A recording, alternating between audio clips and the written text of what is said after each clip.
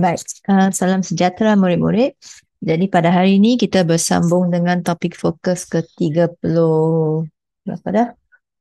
35, iaitu bab tingkatan 5 bab 4, tentang kuasa kerajaan persekutuan dan kerajaan negeri. Kita imbas kembali apa yang kita telah belajar semalam. Semalam kita telah pun lihat maksud sistem persekutuan. Bila kita sebut sesebuah negara ialah sesebuah negara persekutuan, ini bermaksud terdapat dua ciri-ciri utama, iaitu yang pertamanya ialah penyatuan. Ingat kata kunci dia PP, penyatuan dan pembahagian kuasa. Jadi penyatuannya ialah gabungan beberapa buah negeri membentuk sebuah negara bersekutu.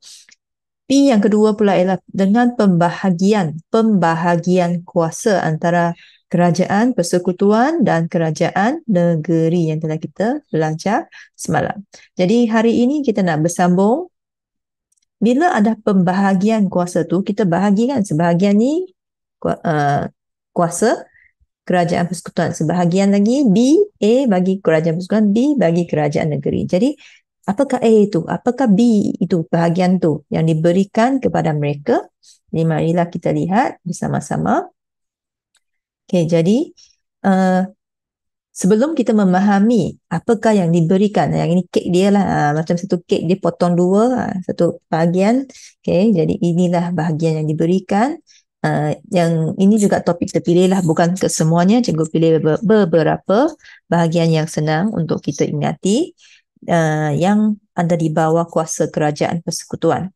Tetapi sebelum itu kita harus faham dulu apakah yang kita maksudkan kuasa persekutuan? Siapakah yang memegang kuasa tersebut? Jadi kuasa kerajaan persekutuan, di sini adalah diketuai oleh Yang di-Pertuan Agong. Jadi dia, apabila kita sebut tentang kuasa ini, antaranya salah satu kuasa utama dalam kerajaan, bagaimana mereka boleh sebelum mereka nak laksanakan sesuatu, bagaimana kan boleh mereka menetapkan sesuatu. Mereka akan menetapkan melalui undang-undang. Dan siapakah yang membuat, yang menetapkan undang-undang tersebut? Kita dah tahu dah, kita dah pernah belajar dah sebelum ini, iaitu Parlimen. Jadi di peringkat persekutuan, Parlimen adalah badan yang mempunyai kuasa untuk menggubal undang-undang. Dan apakah undang-undang yang Parlimen boleh gubal? Apakah bidang dia? Yang inilah kuasa dia. Kuasa kerajaan persekutuan adalah termaktub, maksudnya tertulislah dalam Perlembagaan Persekutuan sebagai senarai persekutuan. Jadi dalam Perlembagaan Persekutuan itu macam Perlembagaan Persekutuan tu dia macam sebuah buku tebal lah, lebih tebal daripada ini, dan luarnya tajuknya Perlembagaan Persekutuan. Di dalamnya adalah disenaraikan nombor 1, apakah peraturan pertama, apakah kuasa yang di-Pertuan Agong, contohnya, semua adalah tertulislah di dalam Perlembagaan Persekutuan. Jadi seperti mana yang kita tahu, untuk pengingatan murid sekali lagi, apakah itu perlembagaan? Perlembagaan ialah undang-undang tertinggi negara kita. Jadi itulah, bila kita nak laksanakan sesuatu kuasa, dia mesti ada dalam undang-undang negara kita. Oleh itu, semua kuasa kerajaan persekutuan ini ada tertulis dalam perlembagaan sebagai senarai persekutuan. Jadi apakah yang kuasa kerajaan persekutuan yang tersenarai dalam senarai persekutuan? Di sinilah yang telah cikgu senaraikan pelajaran. Jadi pendidikan ni semua adalah di bawah Perlembagaan Persekutuan. Kewangan, kewangan, yang bidang ekonomi kewangan ini adalah di bawah Kerajaan Persekutuan. Pertahanan, tentera, ketenteraan semua adalah di bawah susunan kuasa oleh Kerajaan Persekutuan. Kewarganegaraan, siapakah yang boleh jadi rakyat negara kita? Di bawah Kerajaan Persekutuan. Perubatan dan kesihatan. Jadi ini juga dia ada diuruskan oleh kerajaan persekutuan dan akhirnya perhubungan dan pengangkutan. Jadi ini adalah kuasa kerajaan persekutuan. Kita sambung pula kuasa kerajaan negeri. Apakah pula kuasa kerajaan negeri? Jadi seperti tadi juga, siapakah ketua di peringkat negeri? Ketuanya ialah sultan, ataupun di negeri yang tak ada sultan diketuai oleh yang di-pertua negeri. Apakah badan pula yang akan menggubal undang-undang berkaitan dengan kuasa negeri? DUN, Dewan Undangan Negeri lah yang menggubal undang-undang tersebut. Dan kuasanya adalah termaktub juga sama seperti kuasa kerajaan persekutuan, termaktub dalam yang Perlembagaan Persekutuan sebagai senarai negeri. Jadi apakah kuasa yang ada di bawah uh, kerajaan negeri? Kuasanya ialah tanah, bidang tanah, hari kelepasan negeri, sebab hari kelepasan ni cuti. Sebab itulah contohnya hari ini kita lihat di Johor, Kedah, cuti untuk cuti sekolah setiap minggu. Mereka ada di hari Jumaat dengan ada jatuh pada hari Jumaat dan hari Sabtu. Dia ditentukan oleh negeri. Manakala macam Pulau Pinang, hari Sabtu dan Ahad. Lainlah. Kemudiannya pertanian dan perhutanan. Undang-undang Islam. Dan di sini jugalah cikgu gunakan ruang di dalam kad ini untuk susunkan seperti mana yang cikgu sebut. Di negara kita ada tiga, di sistem persekutuan negara kita ada tiga bentuk kerajaan. Kita ada kerajaan persekutuan, kita ada kerajaan negeri dan kerajaan tempatan sebenarnya. Tetapi bila kita sebut pembahagian kuasa, kita hanya sebut yang pertama dua tadi, kerajaan persekutuan, kerajaan negeri, kerana kerajaan tempatan kuasa dia ada di bawah kerajaan negeri. Jadi kerajaan tempatan seperti MPSP, apakah kuasa, apakah peranan, apakah tugas mereka lah sebenarnya. Tugas mereka ialah nak indahkan kawasan seperti mana yang kita semua tahu. Mereka contohnya bila kita fikir BSP, kita fikir tentang sampah kan. Orang main kutip sampah. So khidmat sebenarnya itu ialah khidmat pembersihan, menyenggara jalan raya, kemudahan sukan dan budaya, kemudahan awam dan kesihatan awam adalah di bawah jagaan kerajaan tempatan. Dan di bawah sini cikgu tambahkan dua bidang kuasa untuk kerajaan negeri Sabah dan Sarawak. Mereka ada dua bidang kuasa tambahan, iaitu Mahkamah Anak Negeri dan Kereta Api di Sabah. Jadi itu adalah tambahan untuk hanya Sabah dan Sarawak. Jadi itu sahaja untuk topik kita pada hari ini. Kita pergi pula kepada latihan. Hari ini kita gunakan modul Pascal, muka surat 56. Soalan kedua. Soalan kedua ini adalah tentang, dia memang teruslah berkaitan dengan topik kita, iaitu bidang kuasa. Dia telah nampak lah. Start. Lagi. Terangkan. Dia ayat pertama hanya sebut Perlembagaan Persekutuan beruntukkan memberikanlah kuasa, membahagikan dan memberikan kuasa yang khusus antara kerajaan persekutuan dan kerajaan negeri.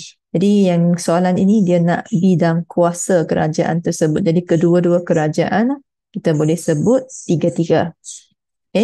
Kalau nak selamat, walaupun 6 markah kita bagi 4-4 lah. Jadi barulah selamat. Jadi kerajaan kita boleh mulakan jawapan dengan bidang kuasa kerajaan. Dia kata tersebut di sini kan, tetapi tersebut ni ada dua, kerajaan persekutuan dengan kerajaan negeri. Jadi kita mulakan dengan yang pertama dulu, ialah siapa menggubal undang-undang?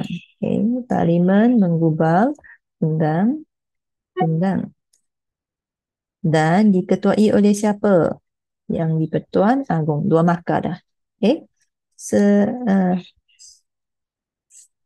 Bidang kuasa selain itulah, untuk kita nak lebih lancarkan ayat, bidang kuasa kerajaan persekutuan adalah termaktub kan. Ingat.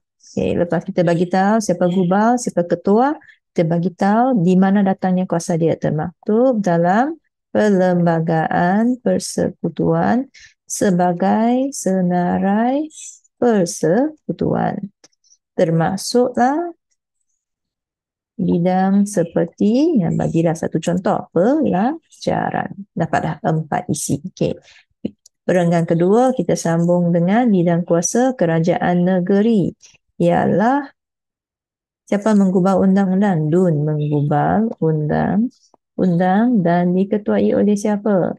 Sultan atau yang dipertua negeri, YDPN lah. Okay. Selain itu, bidang sama aja, bidang kuasa kerajaan negeri adalah termaktub dalam perlembagaan persekutuan sebagai senarai negeri, termasuklah bidang seperti tanah. Habis. Okey, 8 isi di sini bolehlah dapat 6 markah penuh. Okay, siap. Soalan B. Okay, kita pergi kepada soalan C. Tengok dulu macam mana keadaan dia. Amalan, okey, yang ini kebat yang ada stimulus ataupun kadang-kadang kita panggil kebat petikan. Jadi ingat murid mesti guna isi dari petikan. Jangan bazirkan. Ada murid yang dia nampak dia masih tulis kebat kesan. Okay, walaupun cikgu dah pesan berkali-kali. Jadi ingat nanti SPM jangan bazirkan. Maka dia jawapan ada dalam petikan. Jadi mesej yang terkandung dalam petikan tersebut ialah, tengok dulu apakah topik paling penting dalam petikan. Kita tengok ayat dia pertama. Amalan musyawarah yang menepati keperluan semasa malah mengambil kira semua pandangan semua pihak sebelum membuat keputusan. Keharmonian antara yang Pertuan Agong dengan pemimpin parti amat diperlukan bagi memastikan negara berada dalam keadaan baik. Inilah simbiosis antara konsep raja berperlembagaan dan demokrasi berparlimen di negara. Okay. Jadi nampaknya yang berulang, biasanya kita kata isi yang paling penting tu dia topik dia akan memang berulang, dan kita nampak yang berulang ni musyawarah lah. Musyawarah, lagi musyawarah. Okey, jadi yang petikan ini adalah tentang kepentingan amalan musyawarah lah kan. Kita tengok di sini. Perenggan kedua, pendengar musyawarah sejak wajarnya menjadi amalan untuk boleh merungkai permasalahan, menyelesaikan masalah lah. Okay? Jadi perlu dihayati untuk mengatasi kekeliruan dan kemelut. Nah, ini pun kepentingan dia. Okay. Ini menjelaskan apakah itu amalan musyawarah. Kemudian yang kedua ni dia jelaskan kesan dia memastikan keharmonian antara yang di-Pertuan Agong dengan pemimpin parti. Okay, jadi kita boleh tulis amalan musyawarah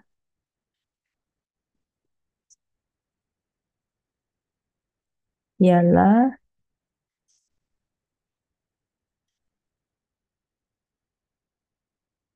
ayat pertama dia bagi cikgu nampak macam tak lengkap lah. Yang menepati keperluan semasa malah mengambil kira pandangan semua. Rasanya dia ialah amalan musyawarah ialah dia kurang sedikit di sana lah. Okay. So cikgu ubahkan sedikit. Perlu menepati keperluan semasa dan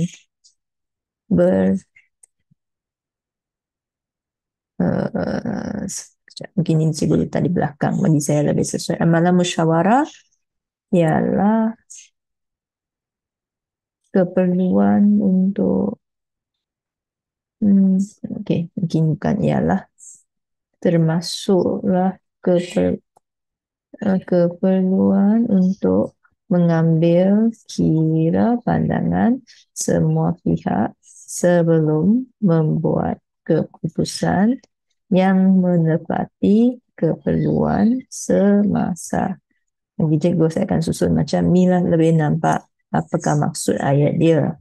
Okay, jadi untuk amalan musyawarah termasuklah apa maksud, apakah yang paling penting dalam amalan musyawarah ialah perlu mengambil kira pandangan semua orang sebelum kita membuat keputusan yang sesuai dengan keperluan semasa. Okay, jadi mungkin kalau cikgu nak ubah soal lagi, nak olah lagi sesuai dengan keperluan semasa. Boleh je sebab maksud dia tak lari. Okay, jadi selain itu, tetapi sekiranya kamu ragu-ragu, jangan risau, boleh je salin je ayat dia. Tetapi ingat mesti ada salin ayat soalan di sini dulu, bawah ini dulu, barulah salin ayat pertama lah. Dengan disambungkan dengan ialah lah. Okay. Dan kalau ada koma, bolehlah asingkan ayat ini. Dan kalau lebih baiklah. Okay. Jadi selain itu, keharmonian antara yang di-Pertuan Agong. Okay. Yang ni bagi cikgu ialah kepentingan amalan, musyawarah antara kepentingan amalan musyawarah ialah keharmonian antara yang di-Pertuan Agong dengan pemimpin parti bagi memastikan negara berada dalam keadaan terbaik.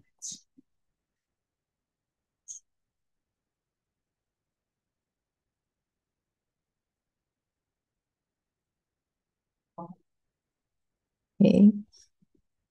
Di samping itu, begitu terlalu panjang lah. Jadi saya pergi kepada perenggan kedua. Okay. Di samping itu, kan ni 8 markah ni. Oh, maksudnya kita mungkin perlu tambah lah apa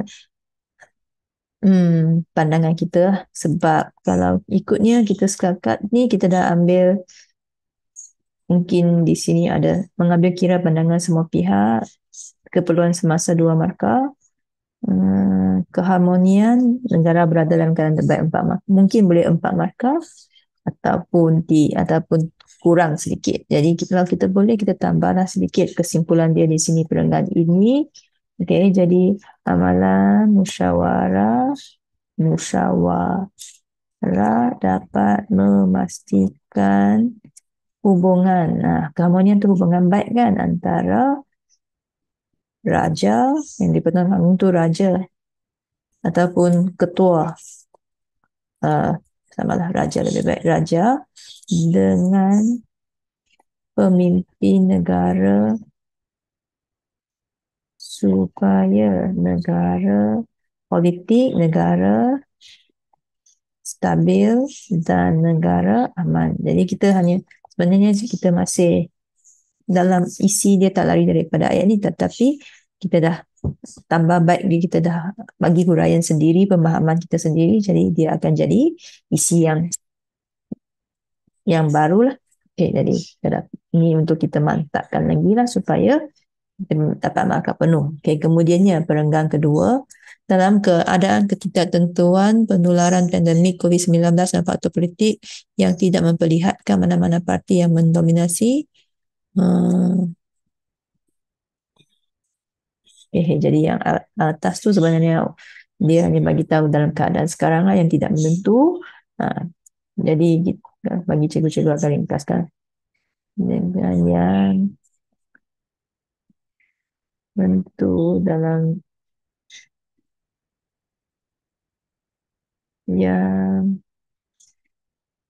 keadaan ketidaktentuan seperti pandemik COVID-19, musyawarah sewajar tu perlulah kan, musyawarah perlu dijadikan amalan pada bila-bila masa, dari semasa ke semasa tu, bila-bila masa lah. Okay. Supaya dapat menyelesaikan masalah semasa dengan lebih bijaksana. Okay. Mengatasi isu, merungkai isu dan mengatasi isu dan menyelesaikan masalah dengan lebih bijaksana. Tambahan pula musyawarah amalan, Musyawarah tu maksudnya berbincang lah, itu bermesyuarat kan. Okay, bermusyawarah perlu dihayati supaya dapat mengatasi kekeliruan dan ikut je lah kemelut yang melanda. Okay, so untuk kita tambah baik oleh ini kerana dapat menjadikan imej negara cemerlang dan rakyat hidup sejahtera. Tambahlah sedikit kebat kesan. Okay, habis. 8 markah dalam tangan. Okay, baik. Itu sahaja untuk hari ini. Semoga dimanfaatkanlah sesi ini untuk SPM nanti. Okay, baik. Sekian. Terima kasih.